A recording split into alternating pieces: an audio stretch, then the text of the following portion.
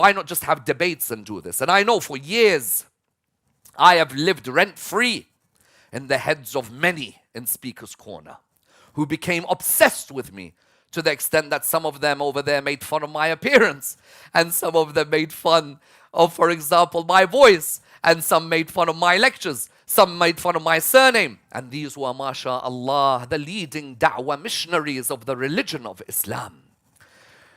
These people who I would live rent-free in their heads, where they would continuously call me out by name, and they would keep saying, let's debate, let's debate, let's debate.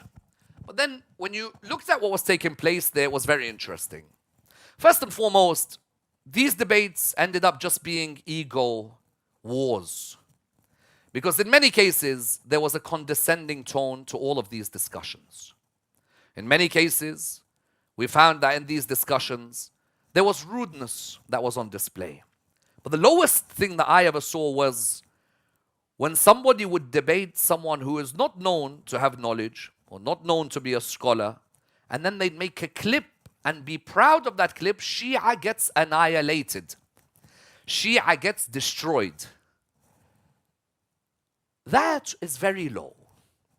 And that is not what my aim is when I look at Taraweeh, and I'm going to look at Mut'ah, and I'm going to look at Thaqalain, and I'm going to look at Ghadir, and I'm going to look at Abu Bakr angering Fatima, in order that we're all able to understand each other's readings. You have a reading of history, I have a reading.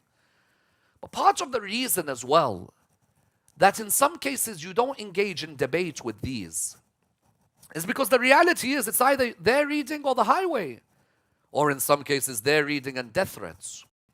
If your opinion is an opinion that differs with them on what's happened in early Islamic history, then it becomes a punch-up, and it becomes people who are ready to gang up on each other, curse each other, and have the police, who are non-Muslims, witness us fight in this way.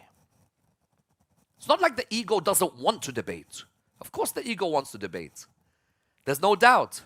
But then what did we learn from Khandaq and that spit on the Imam from his opposition?